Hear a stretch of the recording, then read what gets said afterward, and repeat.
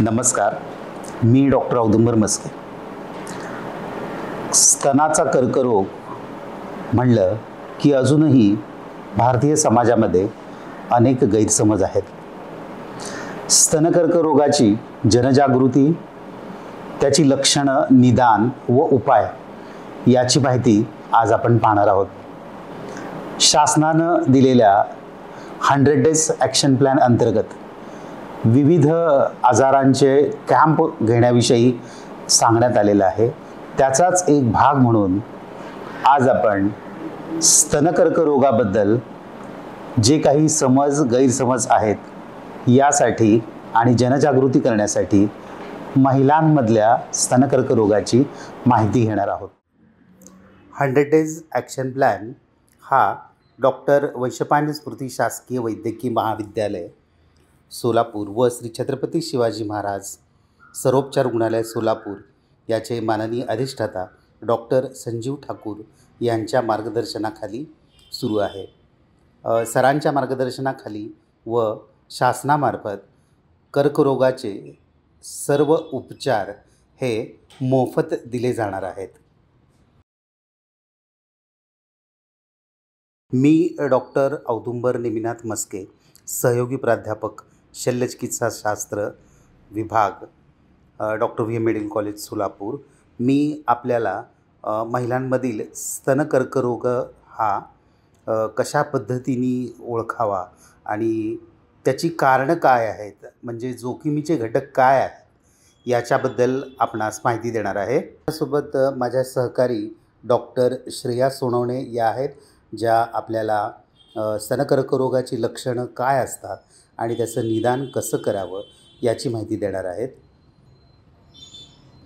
त्याचबरोबर माझे दुसरे सहकारी डॉक्टर अवधूत डांगे हे MCH ऑन्कोसर्जन आहेत, म्हणजे कर्करोगाचे तज्ज्ञ आहेत आणि हे आपल्याला स्तन कर्करोगाचे उपचार कशा प्रकारे केले जातात याबद्दल आपल्याला माहिती देणार आहेत.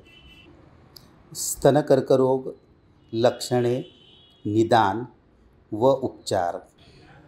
भारतीय महिलांमध्ये स्तन कर्करोग एक विस्तृत दृष्टिकोन. स्तन कर्करोग हा भारतीय महिलांमध्ये आघाडीचा कर्करोग असून 2023च्या आकडेवारीनुसार दरवर्षी सुमारे 2 लाख महिलांमध्ये याचे निदान होते. लवकर तपासणी आणि उपचार उपलब्ध करून देणे हे महत्त्वाचे आहे, कारण लवकर ओळखल्यास कर्करोगावर नियंत्रण शक्य होतं. प्रेक्षक हो, कर्करोग याबद्दल बऱ्याचशा गैरसमज आणि अंधश्रद्धा आहेत. हा कुठल्याही शापाचा परिणाम नाही, तर पेशींमध्ये झालेल्या बदलांमुळं हा कर्करोग होत असतो आणि याचं जर निदान लवकर नाही झालं तर मात्र हा गंभीर प्रमाणात उद्भवतो. म्हणजे बरेच वेळा असं विचारलं जातं, कर्करोग झाला आहे म्हणजे आता किती दिवस मुदत राहिली. तर हा जर लवकर वेळेवर निदान झालं आणि त्याचे उपचार झाले तर रुग्ण त्याचं नॉर्मल आयुष्य पूर्णपणे जगू शकतो. त्यामुळं याचं लवकरात लवकर निदान होणं हे खूप महत्त्वाचं आहे. स्तन कर्करोग होण्यासाठी जोखमीचे घटक कोणते आहेत हे आता आपण पाहूया. वय, लिंग, कुटुंबाचा प्रभाव, आहार, शरीराची ठेवण, हार्मोन्स आणि इतर घटक हे जोखमीचे घटक किंवा कर्करोग होण्यासाठीची कारणे आहेत. ही आता आपण एक एक करून सविस्तरपणे पाहूयात. स्तन कर्करोग हा वाढत्या वयात, उतार वयामध्ये आढळून येतो जास्त करून. म्हणजे जसं वय वाढेल तशी जोखीम वाढते व वयाच्या 20व्या वर्षापर्यंत अजिबातच शक्यता नसते, पण 40शी नंतर ही शक्यता वाढत जाते. त्यामुळं वय जास्त तर जोखीम जास्त, हे लक्षात ठेवा.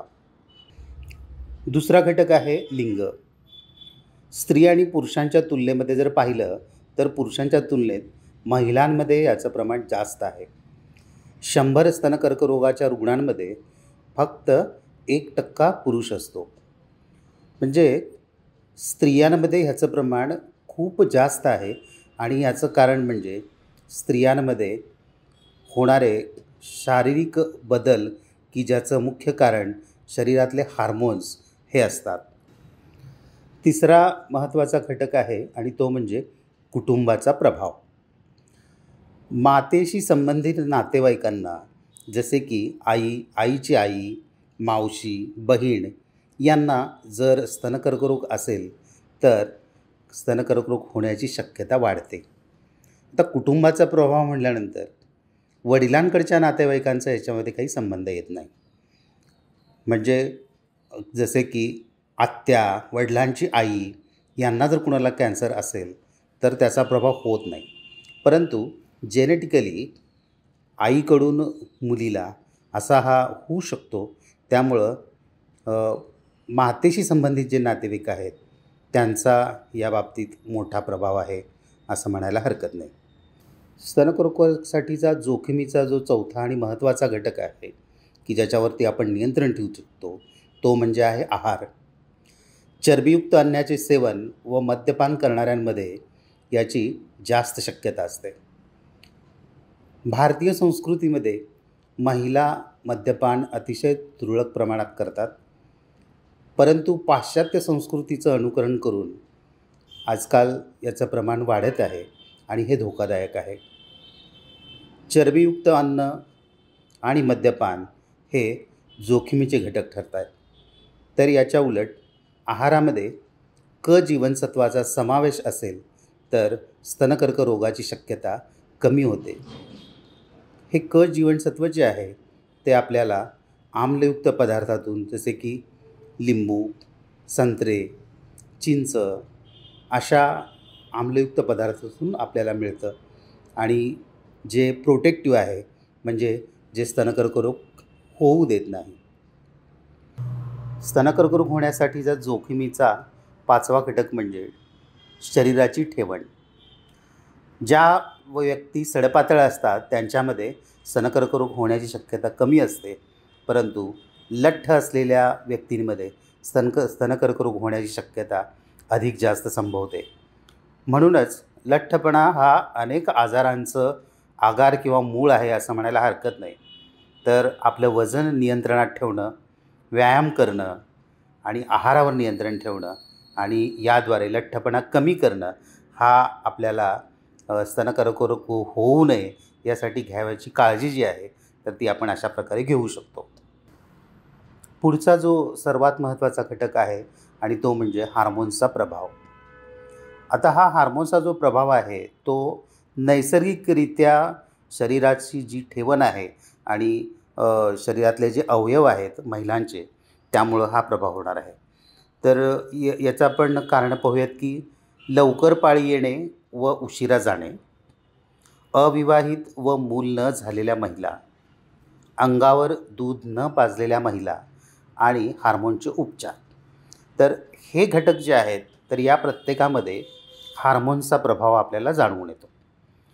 तर लवकर पाळी येणे व उशिरा जाणे हे रिस्की का आहे, हे जोखमीचं घटक का आहे, तर पाळीच्या प्रत्येक सायकलमध्ये महिलांच्या शरीरामध्ये इस्ट्रोजन आणि प्रोजेस्टेरॉन हे वेगवेगळ्या वेळी शरीरामध्ये स्त्रवतात आणि त्याचा इफेक्ट जो आहे तर तो स्तनांवरती होतो.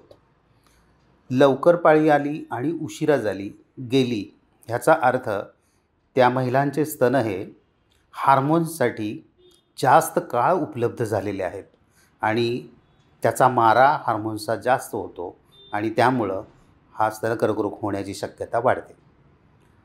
अविवाहित व मूल झालेल्या महिला यांच्यामध्ये सेम या हार्मोन ॲक्ट होतात आणि त्यामुळं स्तनकर्करोग होण्याची शक्यता वाढते. आणि अंगावर दूध न पाजलेल्या महिला म्हणजे तर बरेच वेळा असं होतं की मूल झाल्यानंतर शरीराचा फॉर्म टिकवून ठेवावा म्हणून किंवा काही आजार असल्यामुळं मुलांना जर अंगावर दूध पाजलं नाही गेलं तर प्रेक्षको खरं सांगायचं तर ज्या कारणासाठी तो अवयव तयार झालेला आहे म्हणजे बाळाला दूध पाजण्यासाठी तर ते काम न केलं तर हे कॅन्सरची शक्यता वाढते. अंगावर दूध पाजणं हे किती महत्त्वाचं आहे हे आपल्याला समजलं असेल। याच्यासोबतच अंगावर दूध पाजणं हे एक कॉन्ट्रासेप्शन म्हणून ॲक्ट करतं। म्हणजेच ज्यावेळेला एखादी महिला बाळाला अंगावर दूध पाजत असते तर तेवढा काळ तिला गर्भधारणा राहत नाही। तर अशा प्रकारे मुलांमध्ये अंतर वाढवण्यासाठी सुद्धा याचा उपयोग होतो। आणि शेवटचं जे आहे तर ते हार्मोन उपचार। काही महिलांना विशेषतः पाळी जाण्याच्या सुमारास शरीरातील हार्मोन्स कमी जास्त झाल्यामुळं त्यांना खूप जास्त त्रास होतो आणि अशा वेळेला तो त्रास कमी करण्यासाठी म्हणून हार्मोनचे उपचार दिले जातात। तर असे जे उपचार असतात याच्यामुळं सुद्धा स्तन कर्करोग होण्याची शक्यता वाढते। इतर काही घटक जे जोखमीचे आहेत ते म्हणजे काही आजारांवर उपचार म्हणून किंवा इतर काही कारणांमुळं जास्त तीव्र किरणोत्सर्गास सामोरे गेलेल्या व्यक्ती, आधुनिक व पाश्चात्य जीवनशैली आणि वातावरणातील बदल इत्यादी हे घटक हे जोखमीचे आहेत। म्हणजे कुठला तरी आजार आहे म्हणून जर आपण ज्याला किरणोत्सर्ग देणारे हे म्हणतो, जसे एक्सरेची किरणं असतात तर तशा प्रकारे उपचार देण्यासाठी ती किरणं वापरली जातात, तर अशा महिलांमध्ये हा कॅन्सर होण्याची दाट शक्यता असते। तर ही आपण कॅन्सर होण्यासाठीची जोखमीचे घटक किंवा त्याची कारणं ही पाहिलेली आहेत। आता माझ्या सहकारी डॉक्टर श्रेया सोनवणे या आपल्याला स्तन कर्करोगाची लक्षणं आणि त्याचं निदान कसं करावं याची माहिती देतील। धन्यवाद। नमस्कार, मी doctor Shreya Sonawane, civil hospital येथे मी जनरल सर्जरी या डिपार्टमेंटमध्ये काम करते आणि आज मी तुम्हाला स्तन कर्करोगाची लक्षणं आणि त्याचे निदान कसे करावे याची माहिती देणार आहे। स्तन कर्करोगाची लक्षणे: वेदनारहित गाठ, आकारमानात बदल, त्वचेवरील बदल, स्तनग्रातीला बदल, इतरत्र गाठ, सूज येणे व दुखणे। इतर लक्षणे: वेदनारहित गाठ, अगदी लहान 1 ते 2 सेंटीमीटर गाठीने सुरुवात होऊन ती वाढू लागते। स्पर्शाला ती कठीण असते व स्थिर असते। आकार वाढणे, दोन्ही बाजूचा आकार समान न राहता ज्या बाजूला कर्करोग असेल त्या स्तनाचा आकार मोठा दिसू लागतो। त्वचेवरील बदल, गाठीवरील त्वचा ओढली जाऊन खड्डा दिसू लागतो। कधी त्वचेवर सूज येऊन त्वचा संत्र्याच्या सालीप्रमाणे लालसर नारंगी दिसते। स्तनाग्रातील बदल, जखम होणे, चीर पडणे, रक्तस्राव होणे इत्यादी। काखेत गाठ येणे, सूज येणे, वेदना होणे। वेळीच उपचार न घेतल्यास कर्करोग इतर अवयवांमध्ये जसे की फुफ्फुस, मेंदू, यकृत, मणके इत्यादीमध्ये पसरतो व त्यानुसार लक्षणे आढळून येतात। स्वतपासणी: 20 वर्षावरील महिलांनी महिन्यातून एकदा व 40 वर्षावरील महिलांनी आठवड्यातून एकदा अंघोळ करताना बाथरूममधील आरशासमोर उभे राहून स्वतः तपासणी करणे आवश्यक आहे। आरशासमोर उभे राहून हात डोक्याच्या वर घेऊन कमरेवर ठेवून दाब देऊन व बाजूला सोडून निरीक्षण करावे।